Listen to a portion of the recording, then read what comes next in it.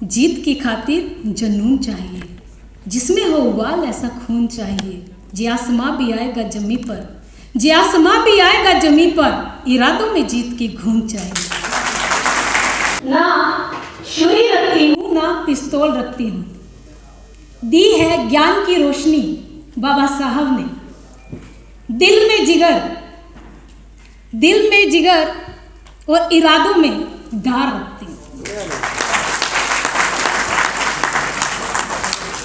शायद संविधान नहीं होता तो आज ये बेटी यहाँ खड़ी होकर बोल नहीं पाती। संविधान नहीं होता तो आज इस मंच पे आसीन आयोग जो विराजमान है वो नहीं होता। आयोग नहीं होता तो शायद आज ये चौथा स्तंभ भी ना होता। आयोग नहीं होता तो आज हम इस कुर्सियों पे जो विराजमान हम कोई नहीं होता। संघर्षों से लिखा गया, मेहनत से लिखा गया, लेकिन बोलते हैं ना जो मेहनत करता है मेहनत कभी हारती नहीं है। और ये जरूर दो शब्द बोलना चाहूंगी क्योंकि कहीं कहीं वो मंच के माध्यम से वो मेरे शब्द निकल आते हैं कि मैं बहुत सारी मीटिंगें करती हूँ, जब बाबा साहब की फोटो हाल में नहीं दिखती है तो तकलीफ होती है। क्या मेरे हिंदुस्तान में ऐसा क्या है कि बाबा साहब की फोटो लगाने में परेशानी है क्या? विदेशों में मूर्ति लग जाती है, विदेशों में छुट्टियां रखी जाती हैं, दिवस मनाया जाता है, तो मेरे ही देश के डिपार्टमेंट में हमारी एक प्रतिमा, एक फोटो लगाने में कहीं आनाकानी होती है। उसके लिए कहना चाहती हूँ कि मां जी तेरे कश्ती के तलवगार बहुत हैं। मां जी तेरे कश्ती के तलवगार बहुत हैं, इस पार कुछ मगर उस पार बहुत है। जिस शहर में खोली तुमने शीशे की दुकान, जिस शहर में खोली तूने शीशे की दुकान, उस शहर में पत्थर के खरीदार बहुत हैं।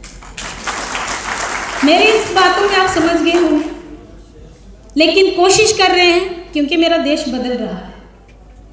माननीय प्रधानमंत्री जी का एजेंडा है ना, सबका साथ सबका विकास, वो साकार होते भी नजर आ रहा है।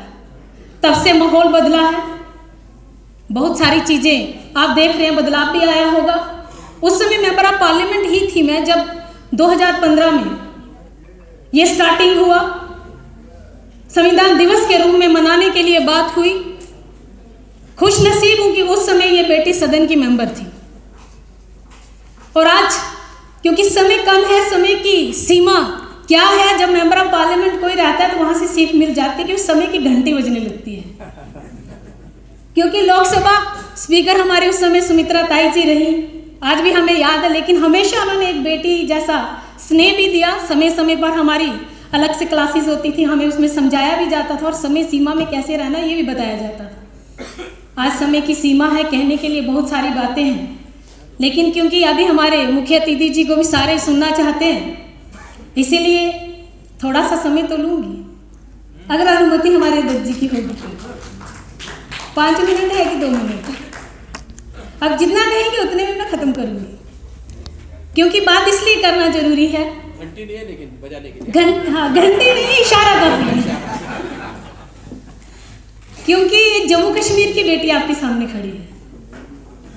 बहुत सारे लोगों को ये पता है कि उत्तर प्रदेश की है, लेकिन मैं खुश नसीब बेटी हूँ। मैं जम्मू कश्मीर की धरती पर मैंने जन्म लिया, डिस्ट्रिक्ट कठुआ में।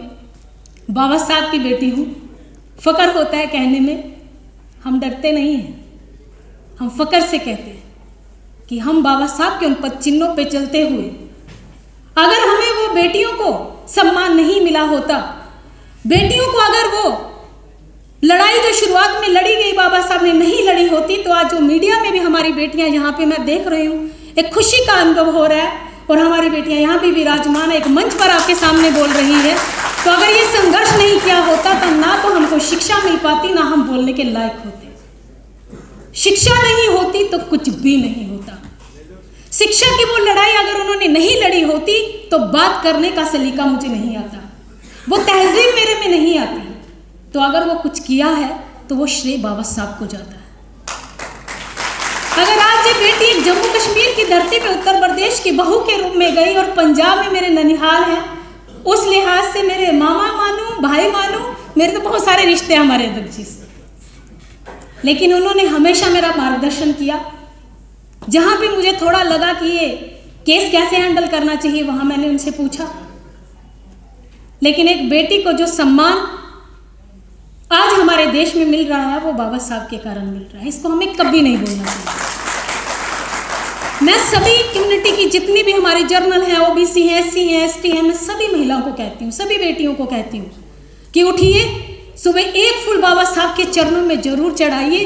क्योंकि आज आप स्कूल जा पा रहे हो ना, अगर आज आप पढ़ाई कराने जा पा रहे हो, प्रोफेसर बने हो, सीए बने हो, आईएएस बने हो, आईपीएस बने हो, मीडिया की हमारी बहनें आगे बढ़कर जोरदार संघर्षशील होकर आगे आती हैं, तो ये हिम्मत, ये शिक्षा नहीं होती तो हिम्मत नहीं आती। और वो हिम्मत इसीलिए आई तो एक चरणों में फूल जरूर बाबा साहब के जरूर चढ़ा देना, क्योंकि आज हम उन्हीं की बदौलत इस मंच पर खड़े हैं और आज उसी एजेंडे को आगे लेके जा रहे हैं हमारे माननीय प्रधानमंत्री जी। बेटी पढ़ाओ, बेटी बचाओ, बेटी को आगे बढ़ाओ। वो सम्मान, उस सम्मान के साथ आज एक नई दिशा की तरफ भारत बढ़ रहा है। सभी एसोसिएशन, क्योंकि आप लोग सभी ऑल फेडरेशन से SC/ST के आए हैं, आपसे भी एक विनती करना चाहती हूँ कि जितने जोर शोर से मेरे भाई यहाँ दिख रहे हैं ना, मेरी बहनें नहीं दिख रही हैं, तो कम से कम एसोसिएशन में उनको भी शामिल किया जाए। वह झांसी की रानी है, कम नहीं है। अब देखो, सिर्फ हमारी 3 बहनें मुझे दिख रही हैं, 4, और कितनी सारी संख्या है। क्या हम यहाँ तक सीमित रहेंगे? क्या आगे बढ़ना चाहिए?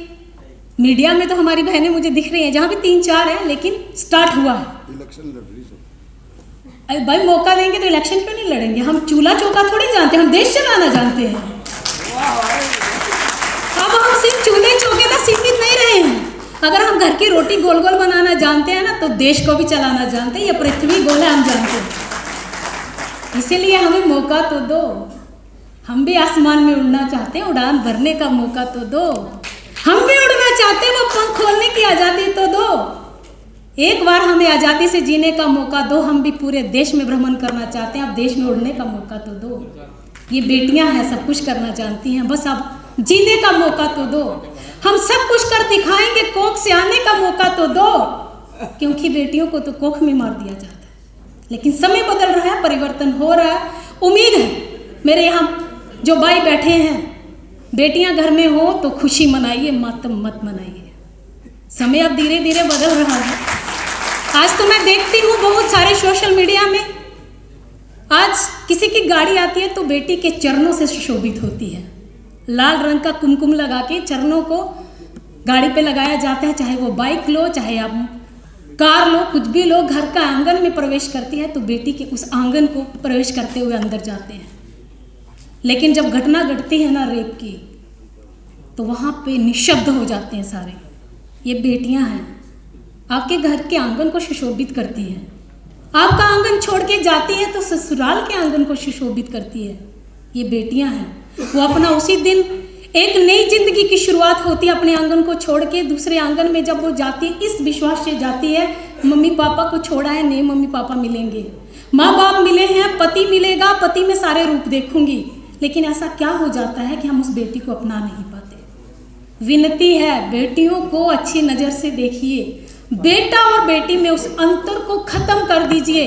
बेटियां भी बराबरी का अधिकार लेना चाहती हैं, देने वाले बनो। हम भी उड़ान भरना जानते हैं। बोलते हैं कि ओस के बूंद के समान है बेटी, हीरा है बेटा तो मोती से कम नहीं है बेटी। एक कुल का दीपक है बेटा तो 2 कुल की रोशनी है बेटी।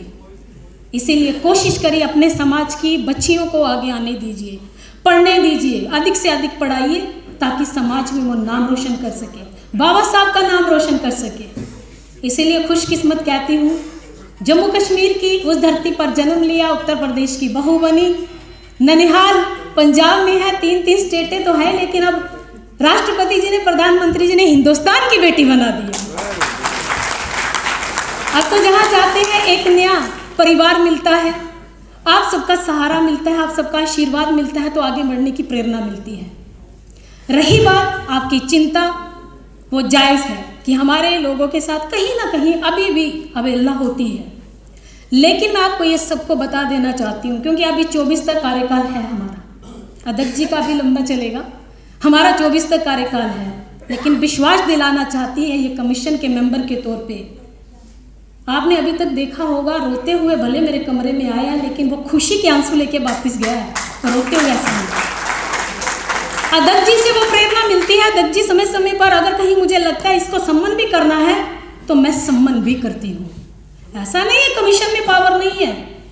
वो अधिकारी इस बात को भूल जाएं कि आप उस कुर्सी पर बैठे हैं और हमारे लोगों के साथ आप गलत कर देंगे। ये कमीशन सेफ गार्ड के लिए आपके लिए बना है। ये कमीशन दायित्व रखता है कि आपके साथ कहीं भी गलत होगा तो वो ढाल बनकर हम खड़े रहेंगे। ये मन से निकाल दीजिए कि आपकी वहाँ सुरक्षा नहीं होगी। हमें वारंट करने की भी पावर है, जरूरत पड़ती है तो हम उसका भी रास्ता अपना लेते हैं। नहीं कोई सुनता है उसको सुनाने का काम कमीशन करता है। इसीलिए निश्चित होके जाइए। बाकी लड़ाई आपकी हम आगे होके लड़ रहे हैं। अभी आपने सफाई कर्मचारी उनकी सबकी बात की। अभी हमारे अध्यक्ष जी ने फाइनेंस मिनिस्टर से एक मीटिंग रखी थी। उस मीटिंग में सारे इंपॉर्टेंट इशू आपके आए हैं। ऐसा नहीं है कि हमने उस मीटिंग को बताया नहीं, लेकिन आपके लिए कमीशन पूरी तरीके से हर संभव कोशिश कर रहा है कि आपको न्याय मिले, क्योंकि न्याय ही दिलाने के लिए कुर्सी पर हमें बिठाया है। हमारी अंतिम समय तक कोशिश रहेगी कि इस कमीशन पर अगर आपका विश्वास है तो वो विश्वास कभी नहीं टूटेगा। और जाते जाते सोशल मीडिया का धन्यवाद देना चाहती हूँ, अभी सभी चैनल वालों का धन्यवाद देना चाहती हूँ कि बहुत सारे मुद्दे जब आपकी तरफ से सोशल मीडिया पे वायरल होते हैं, बहुत सारे ऐसे लोग होते हैं जो हमारे तक नहीं पहुँच पाते। बहुत सारे ऐसे लोग होते हैं उनको कमीशन का पता नहीं होता। बहुत सारी घटनाएं ऐसी होती हैं जो हमें आपके माध्यम से पता चलती हैं, जिसमें हम 100 मोटो पावर लेके उस गांव, उस नुक्कड़ तक, उस जगह तक पहुंच जाते इंसाफ दिलाने के लिए। पहले लोग कमीशन में आते थे, आज का कमीशन चलकर उनके घर पे जाता है कि तुम्हारा दर्द क्या है वो बांटने में।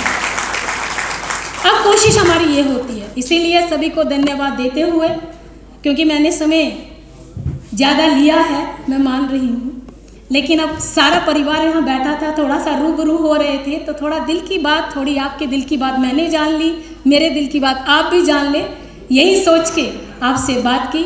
अब अपनी पंक्तियों के माध्यम से मैं अपनी वाणी को विराम दूंगी कि जीत की खातिर जुनून चाहिए, जीत की खातिर जुनून चाहिए, जिसमें हो उबाल ऐसा खून चाहिए, जे आसमां भी आएगा जमी पर, जे आसमां भी आएगा जमी पर, इरादों में जीत की घूम चाहिए। अब बाबा साहब का जोरदार नारा मेरे साथ लगाएंगे। जय जय जय जय जय भीम, जय भीम जय भीम, जय जय जय जय जय भीम, जय भीम।